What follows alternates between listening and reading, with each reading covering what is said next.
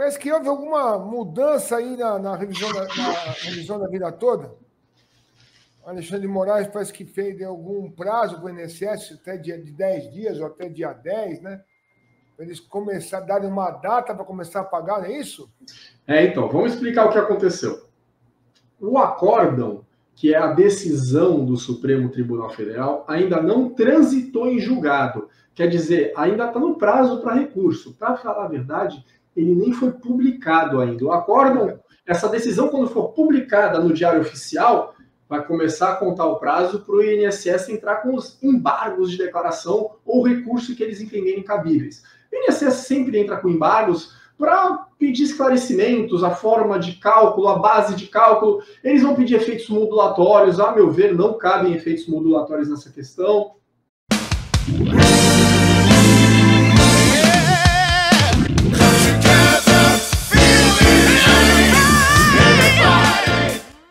Mas é um direito da parte recorrer. Se o tribunal vai acatar o recurso ou não é outra história. Então, em tese, o INSS só teria que pagar após o trânsito em julgado. O que aconteceu? Muitos juízes, de forma correta, aliás, pelo país inteiro, tocaram as ações adiante. Essas ações da revisão da vida toda estavam suspensas, sobrestadas, quer dizer, estavam paradas, aguardando o julgamento no STF. Agora que o STF julgou, antes mesmo de ser publicado o acórdão, os tribunais e os juízes começaram a levar adiante as ações. Sem problema, é um critério que o juiz adotou. Não vejo nada de errado nisso, porque se já tem a decisão, toca adiante. Ele vai seguir a decisão da Suprema Corte. O INSS, então, notou que já iam iniciar as execuções, a cobrança dos valores, e entrou com um pedido na Suprema Corte para que todos os processos no Brasil fossem mantidos na forma suspensa, que continuassem suspensos. Quer dizer, o INSS pediu ao Supremo que determinasse a manutenção da suspensão, que os processos continuassem parados até a publicação do acórdão e trânsito em julgado. Ok. Esse pedido do INSS, na verdade, foi mais para atrasar o pagamento, porque eles sabem que, de uma forma ou de outra, terão que pagar esse valor.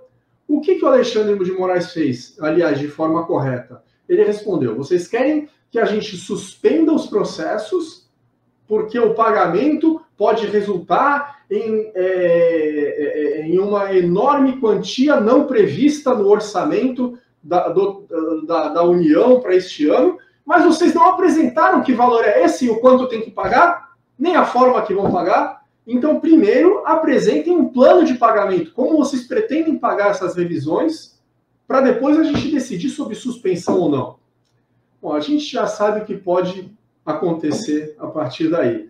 O certo pela lei seria os processos caminharem e transitados em julgado, iniciar a execução e o INSS pagar de uma vez só. Não existe nada na lei que determine parcelamento desse tipo de dívida, muito menos o atraso ou suspensão do pagamento porque está sem dinheiro. Isso vai virar RPV, que é requisição de pequeno valor, ou precatório.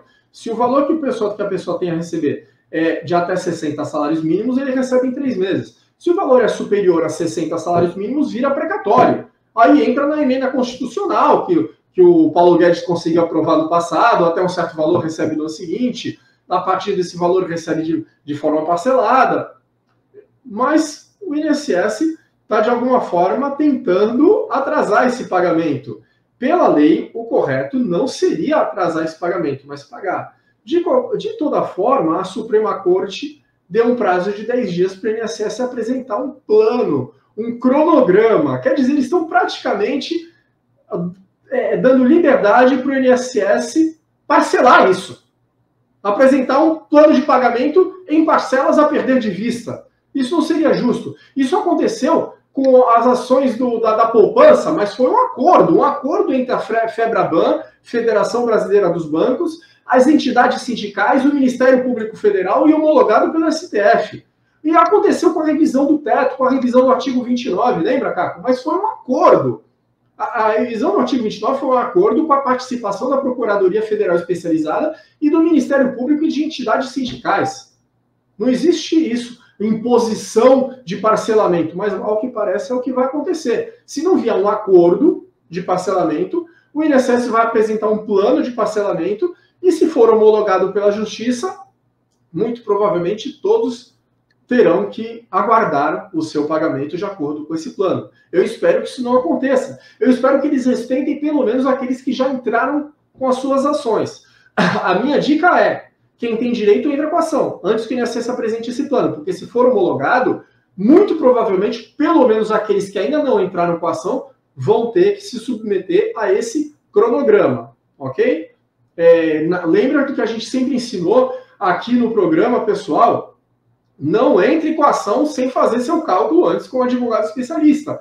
Se a sua ação for improcedente, você pode ter que pagar custas e honorários de advogado. Ou você pode perder a oportunidade de revisar o seu benefício de forma correta. Tem que fazer o cálculo com um advogado especialista. E corre com isso.